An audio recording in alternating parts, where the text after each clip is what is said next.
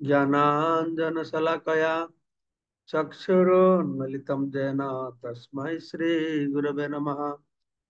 नमावं विष्णुपदाय कृष्णपृष्ठाय भूतले श्रीमते भक्तिवेदांत स्वामिने इति नामिने। नमस्ते सारस्वती देवे गौरवाणी प्रचारिणे निर्विशेष शून्यवादी पाश्चात्य देशतारिणे वंशाकल्पतरुभ्यश्च कृपा सिन्धुभ्येव च पतितानां पावनेभ्यो वैष्णवेभ्यो नमो नमः। आजानुलम्बितभुजौ कनकावदातौ सङ्कीर्तनैकपितरौ कमलायताक्षौ विश्वम्भरौ द्विजवरौ जुगधर्मपालौ वन्दे जगत्प्रियकरौ करुणावतारौ। चिरदत्त निजगुप्तवीतं स्वप्रेम नामामृतमत्तुतारम् आपामरज विततारं गौरकृष्णजनप्रियतमहं प्रपद्ये। आनन्दलीलामय विग्रहाय हेमावदिव्य छविसुन्दराय तस्मै महाप्रेम रस प्रदाय चैतन्य चंद्राय नमो नमस्ते। जय श्री कृष्ण चैतन्य प्रभु नित्यानंद श्री अद्वैत गदाधर शिवासादि श्री गौर भक्त वृंद। हरे कृष्ण कृष्ण कृष्ण हरे हरे हरे राम राम राम हरे हरे। मुखम करोति वाचालं पंगुलं हैतगिरिं यत्कृपा तमहं वन्दे परमानंद माधवम श्री गुरुदिन चरणम श्री चैतन्य ईश्वरम। আমরা শ্রী চৈতন্য চরিতামৃত আজ লীলা সপ্তম পরিচ্ছদে শ্রবণ করছি। আজকে মনে হয় শ্লোক নম্বর 91 থেকে শ্রবণ করব। ভালো হইল পাইলে তুমি পরম পুরুষার্থ, তোমার প্রেমেতে আমি হইলাম কৃতার্থ। তো মহাপ্রভু বলছেন তার গুরুদেব তাকে কি বললেন। তার গুরুদেব যখন মহাপ্রভু বললেন যে তার এইরকম স্বভাব হচ্ছে কি করা যাবে, তিনি বলছেন তুই পরম পুরুষার্থ লাভ করেছো অর্থাৎ কৃষ্ণ প্রেম লাভ করেছ, আমি তোমার প্রতি অত্যন্ত প্রসন্ন কৃতার্থ হয়েছি। শাস্ত্রে বলা হচ্ছে যে গুরুদেব যদি অত্যন্ত একজনকেও শুদ্ধ ভক্ত অন্তত গুরুদেব যদি অন্তত একজনকেও শুদ্ধ ভক্তে পরিণত করতে পারেন তাহলে তার উদ্দেশ্য সফল হয়। শিল ভক্তি সিদ্ধান্ত সরস্বতী ঠাকুর সবসময় বলতেন এই সমস্ত মঠ মন্দির ও সম্পত্তির পরিবর্তে যদি আমি অন্তত একজন মানুষকেও শুদ্ধ ভক্তে পরিণত করতে পারি তাহলে আমার উদ্দেশ্য সফল হবে। কৃষ্ণতত্ত্ব বিজ্ঞান হৃদয়ঙ্গম করা অত্যন্ত কঠিন, সুতরাং কৃষ্ণপ্রেম লাভ করা যে কত দুষ্কর তা আমরা কল্পনাও করতে পারি না। আমরা অতদিন ধরে কৃষ্ণ প্রেমের কথা আলোচনা করছি, আমরা কৃষ্ণ প্রেম লাভ করার কত দূরে যে আছি সেটা আমরা বুঝতে পারছি। আজকে প্রভুপাদ ছিল ভক্তনাথ ঠাকুর প্রভু সেটাও লিখেছেন, কৃষ্ণ প্রেম লাভ করা যে কত দুষ্কর তা আমরা কল্পনাও করতে পারি না। এইখান থেকে আমরা বুঝতে পারবো এটা ছিল ভক্তিদান ঠাকুরের কথা।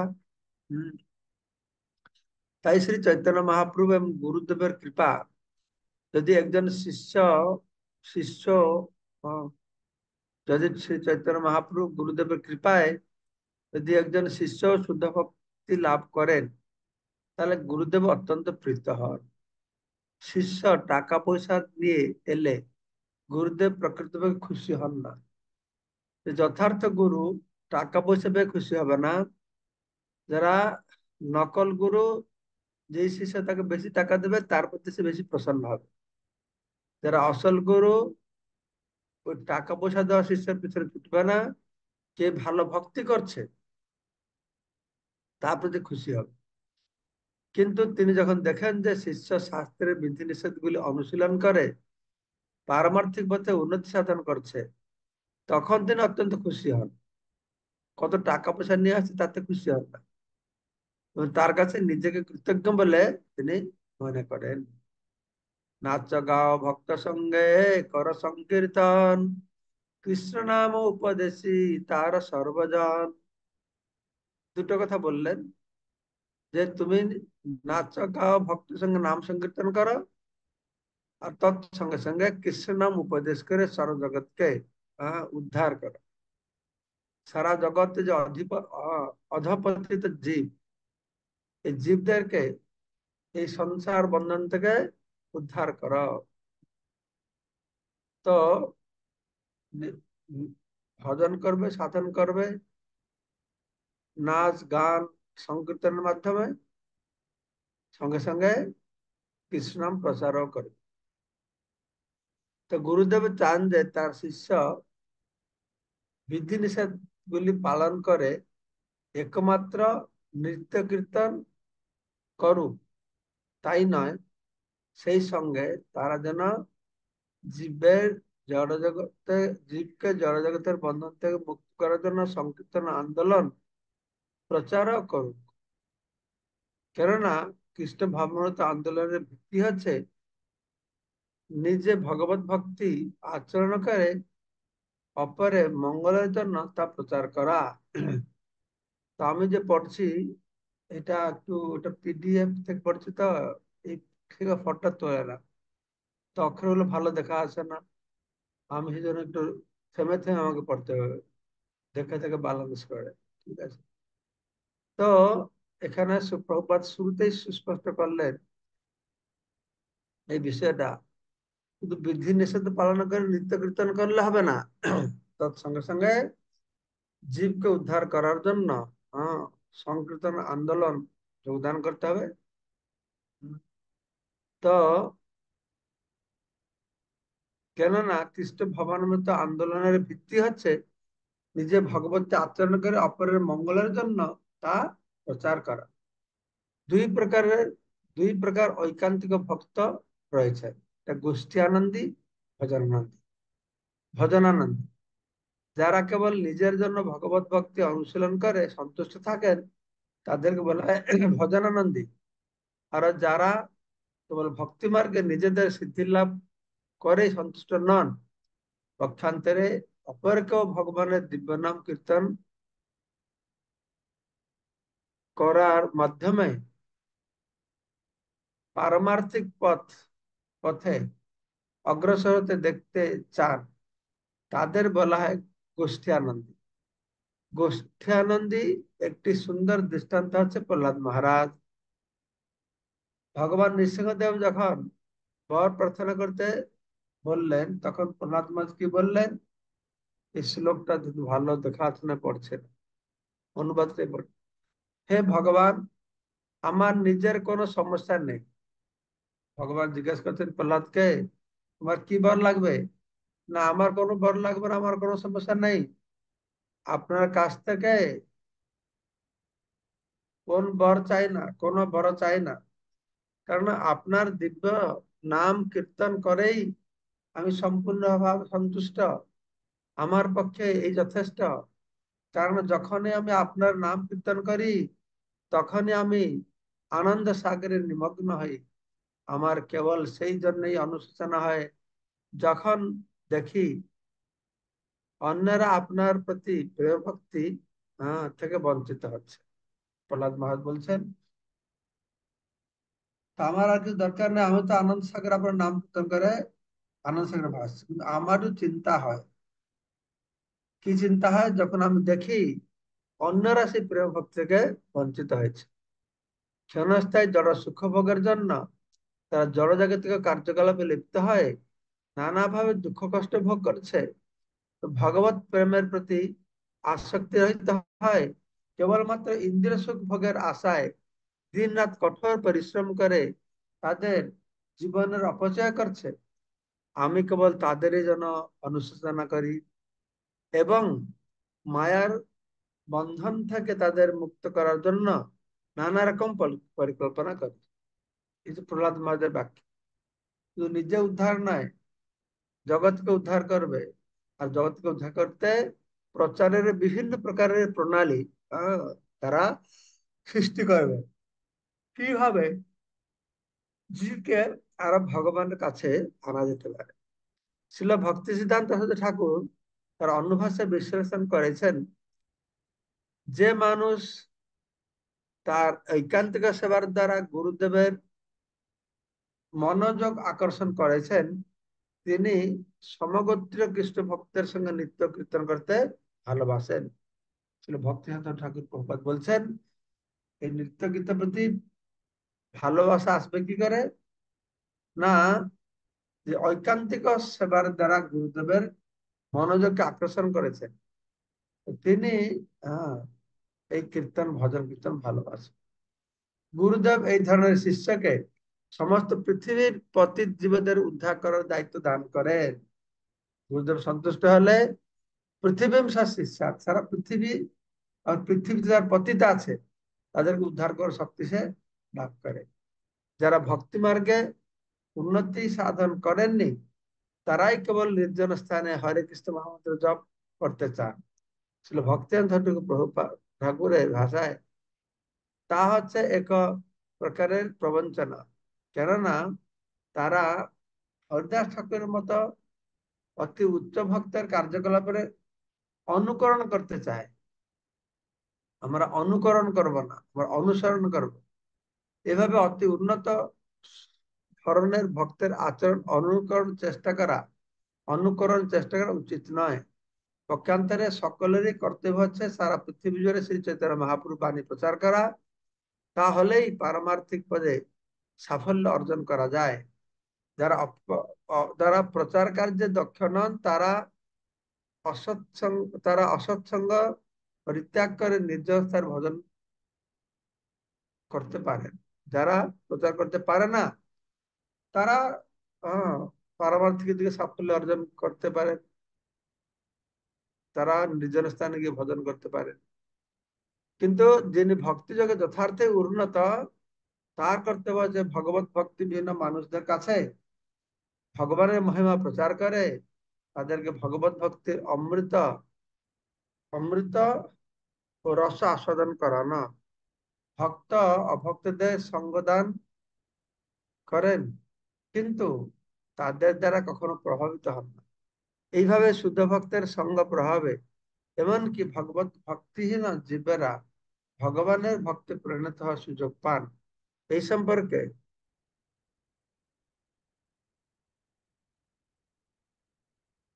ছিল সরস্বতী ঠাকুর শ্রীমদ ভাগবত নৈতং সমাচয় ধাতু মনসাপি হানিশ্বর अपि हि अनिश्वर।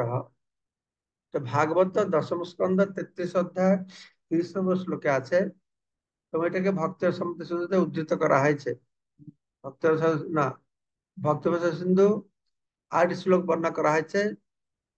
অনাসক্তস্য বিষয়ান ধর্ম উপযুঞ্জত নির্বন্ধ কৃষ্ণ সম্বন্ধ যুক্ত বৈরাগ্যম উচ্যতে। এত বলি এক শ্লোক শিখাইল মরে, ভাগবতের সার এই বলে বারে বারে। তো ভাগবতের একটি শ্লোক, একাদশ স্কন্ধ 2য় অধ্যায় 40 নম্বর শ্লোকটি বললেন ভাগবত ধর্ম সম্বন্ধে শিক্ষা প্রদান করার সময় নারদ মুনির উক্তি। তো বসুদেব ইতিমধ্যেই ভাগবত ধর্মের মন প্রাপ্ত হয়েছিলেন, কেননা ভগবান শ্রীকৃষ্ণ তার গৃহে তার পুত্র রূপে আবির্ভূত হয়েছিলেন। তবুও আমাদের শিক্ষা দেওয়ার জন্য তিনি ভগবত ধর্ম সম্বন্ধে নারদ মুনির কাছ থেকে শুনতে চেয়েছিলেন। এটা হচ্ছে পরম ভক্তের বিনীত মনোভাব। তো এইটা শ্লোক যে মহাপ্রভু উদ্ধৃত করলেন সেটা হচ্ছে কি, এবং ব্রতঃ সুপ্রিয় নাম কীর্ত্या जातानुराग धृतचित्त उच्चैः हसति अथ रोदति रौति गायति गायति উন্মাদবত নৃত্যতি লোক ভয়। তো কেউ যখন ভক্তি মার্গে যথার্থ উন্নতি সাধন করেন এবং তার অতি প্রিয় ভগবানের দিব্য নাম কীর্তন করে আনন্দমগ্ন হন, তখন তিনি অত্যন্ত উত্তেজিত হয়ে উচ্চস্বরে ভগবান নাম কীর্তন করেন। তিনি কখনো হাসেন, কখনো কান্দেন, এবং কখনো উন্মাদের মতো নৃত্য করেন। বাহিরের লোকেরা কি কি বললে এই সম্বন্ধে তার কোনো জানা থাকে না। তো যে তার বাহ্য জ্ঞান নাই, তার জানা থাকবে কি করে? তো হাসি তামসা চিৎকার করলে তার কোনো প্রভাব তার উপর পড়ে না।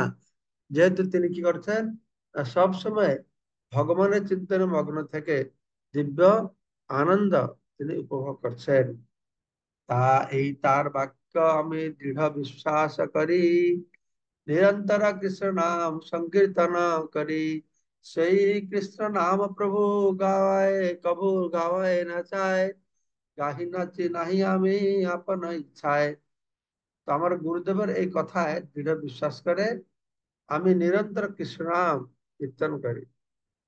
সেই কৃষ্ণ নাম কখনো আমাকে গাওয়ায়, কখনো নাচায়। তাই আমি নাচ নাচিও গান করি না, আমি নিজের থেকেই তা করি না, নামের প্রভাবে আপনার থেকেই এটা উৎপন্ন হচ্ছে। ঠিক আছে, আজকে আমার এখানে রাখবো। আজকে শ্লোকটা বড়, অনেক বড়। তো সেই জন্যই কালকে আমরা পাঠ করবো।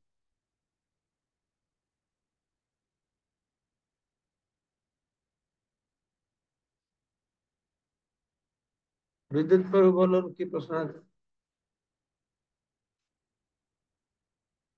মহারাজ, হরে কৃষ্ণ, ধন্যবাদ, প্রণাম আপনার শ্রী চরণে। ছোট্ট একটা প্রশ্ন।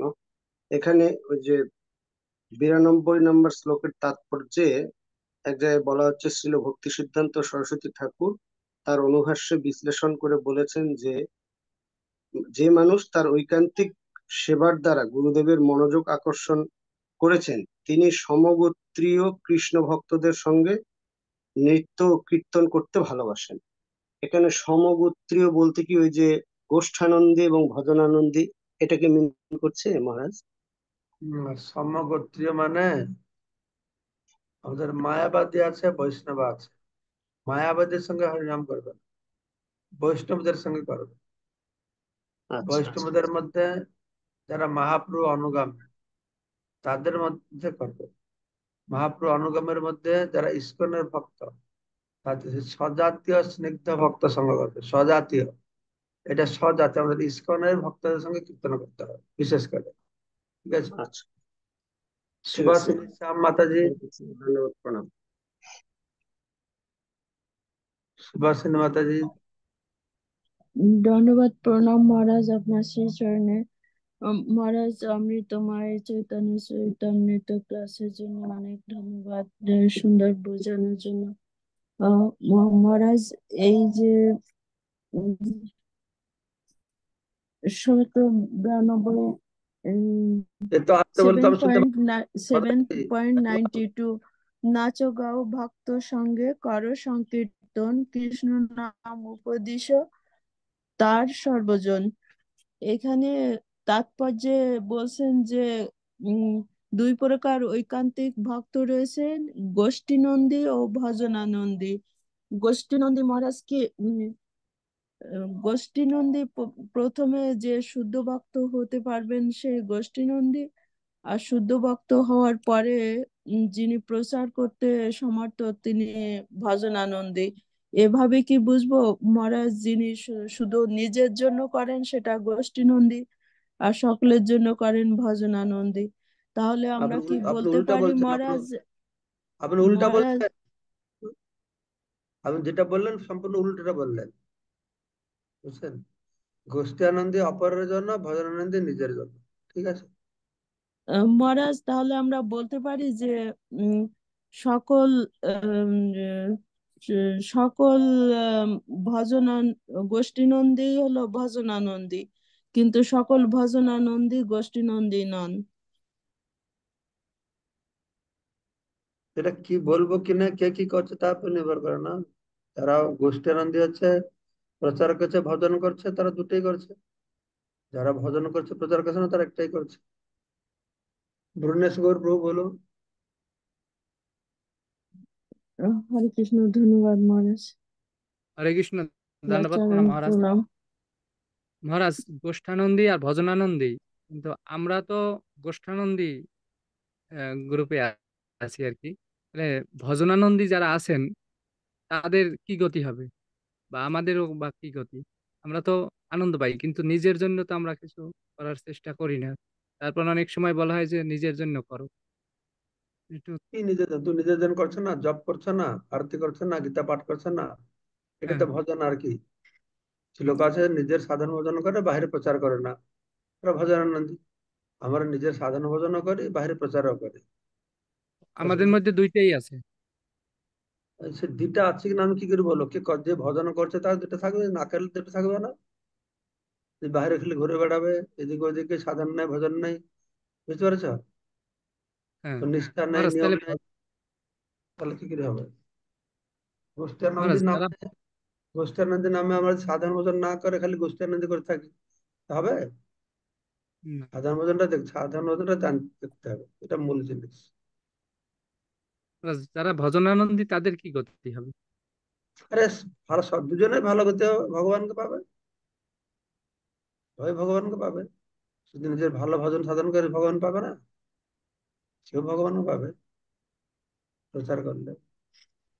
আর ভজনানন্দী তারা যদি ভালো হবে, সেই রকম ভজন করে, শুদ্ধ পবিত্র হয়ে, তাদের সান্নিধ্যে যারা পাবে তারা ভক্ত হয়ে যাবে। হ্যাঁ, ভজনানন্দী যারা খুব ভালো হয়, ভজন করে সিদ্ধি পাবে, তাদের সান্নিধ্যে পেলে ভক্ত হয়ে যাবে। এই জন্য আমাদের কি করতে হবে? বাহিরে প্রচার করতে হবে, সবকিছু করতে হবে, কিন্তু নিজের জন্য সাধন ভজনটা ঠিক রাখতে হবে। আমি প্রচার করছি, কনস্ট্রাকশন করছি, টাকা কালেকশন করছি, মঙ্গলারতি যাবো না, জব করবো না, ক্লাস অ্যাটেন্ড করবো না, এইরকম ভক্ত অনেক আছে, বুঝতে পারছো? হরিকথা শুনে না, সকালবেলা জব করে না, হ্যাঁ, সব বড় বড় কাজ করতে ব্যস্ত, এটা হলে হবে?